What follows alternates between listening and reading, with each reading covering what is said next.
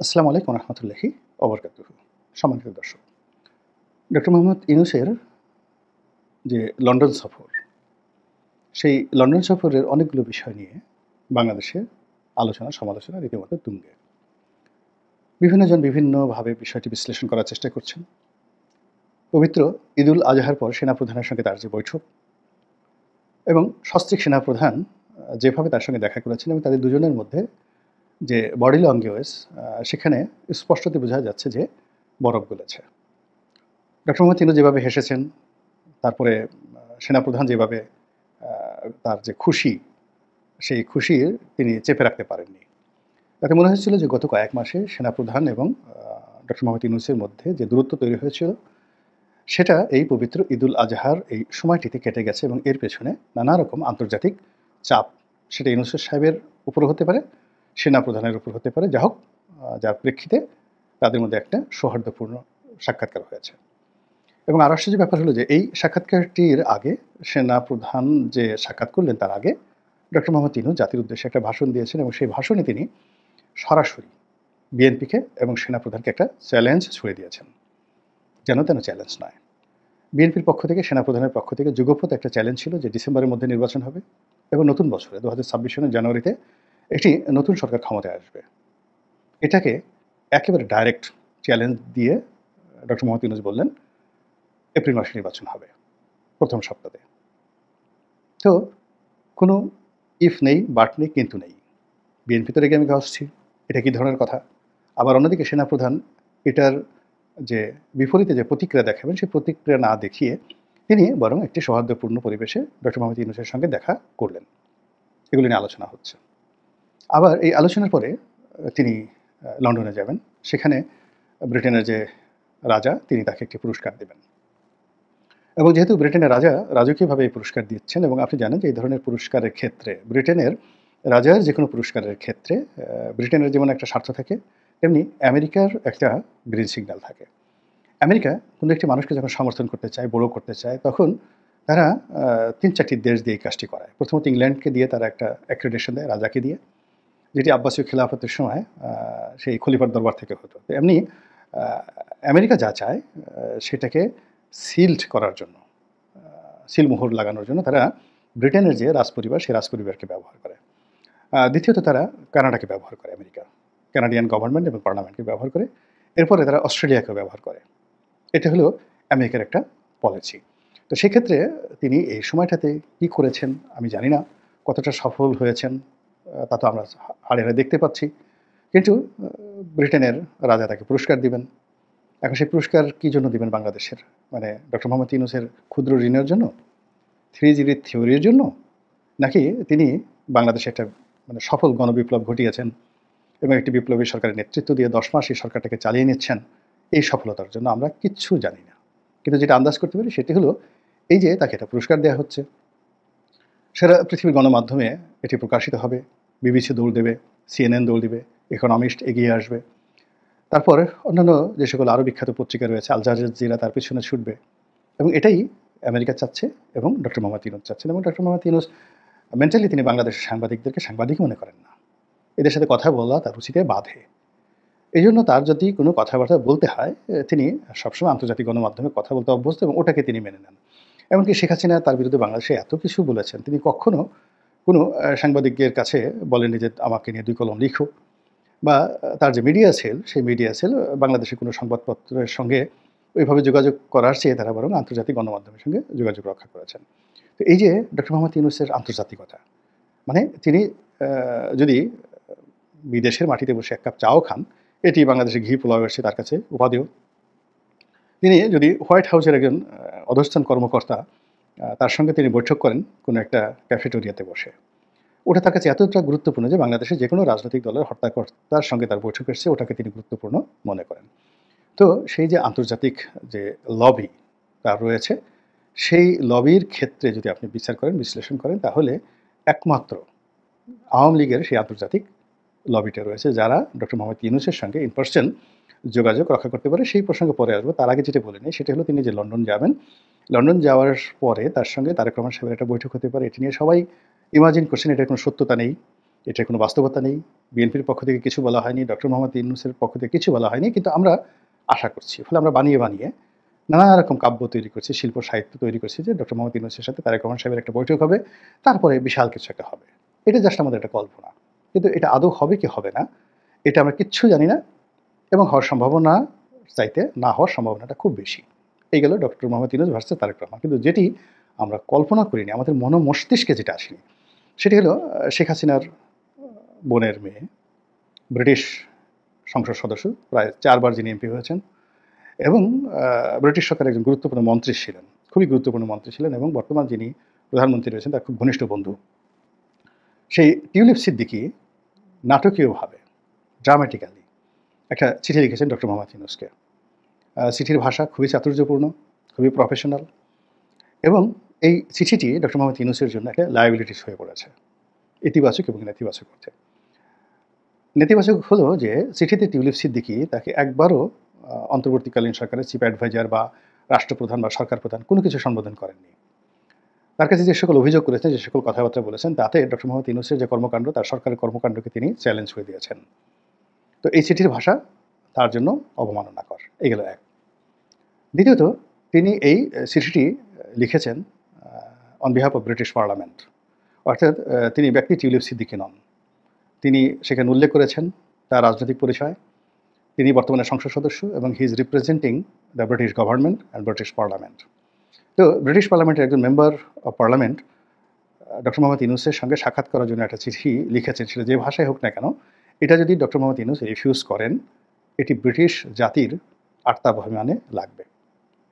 British এবং American তাদের সঙ্গে যারা কাজ করেছেন, মূল ব্যাপার হলো তাদের দেশে যদি আপনি একটা রাস্তার ছোট প্রাণীকে অপমান করেন, সেই অপমানের প্রতিশোধ নেওয়ার জন্য তারা যে কোনো মাটিকে ধুলায় মিশিয়ে দিতে পারে, এবং এটাই তাদের আভিজাত্য।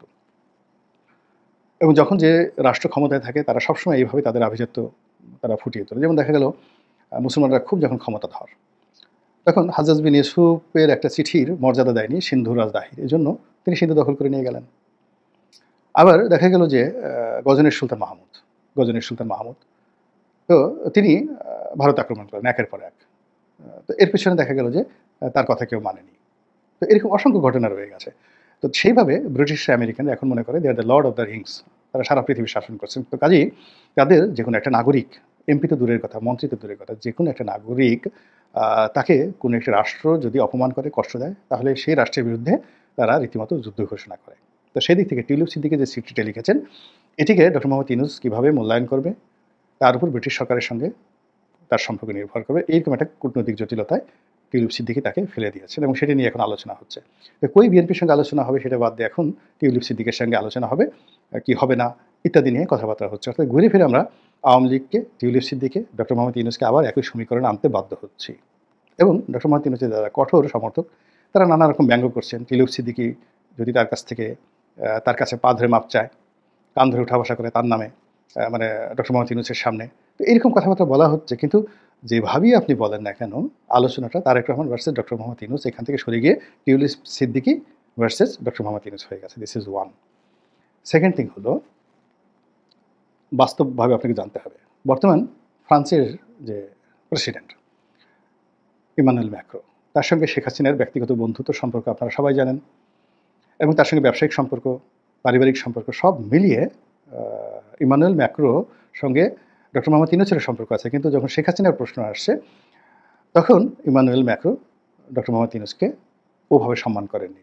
অতি সম্প্রতি ফ্রান্সে একটা বৈঠক হওয়ার কথা ছিল, এবং সেই বৈঠকে তিনি সাইড লাইনে ম্যাক্রোর সঙ্গে একটা বৈঠক করার চেষ্টা করেছেন, কিন্তু ম্যাক্রো সেটা অ্যাভয়েড করেছেন। ইট মিনস ফ্রান্সের সাথে, ম্যাক্রোর সাথে শেখ হাসিনার যে সম্পর্ক, ওই সম্পর্কটা এখন ডক্টর মোহাম্মদ ইউনূসের জন্য গলার কাটা হয়ে গেছে, আর শেখ হাসিনার জন্য it's a plus point. Similarly British রাজনীতিতে আওয়ামী লীগের যারা নেতাকর্মী রয়েছেন, সেখানে তাদের যথেষ্ট গুরুত্বপূর্ণ ভূমিকা আছে। এবং শেখ হাসিনা যখন ক্ষমতায় ছিলেন, লেবার পার্টিকে ক্ষমতায় আনার জন্য ব্রিটেনে যে সকল আওয়ামী লীগের নেতৃবৃন্দ রয়েছেন, they had a huge investment. অনেকে অভিযোগ করেন যে বাংলাদেশ থেকে হাজার হাজার কোটি টাকা গেছে ইংল্যান্ডে টিউলিপ সিদ্দিকী এমপিকে বানানোর জন্য এবং লেবার পার্টিকে ক্ষমতা আনার জন্য। এই একই ঘটনা ঘটেছে।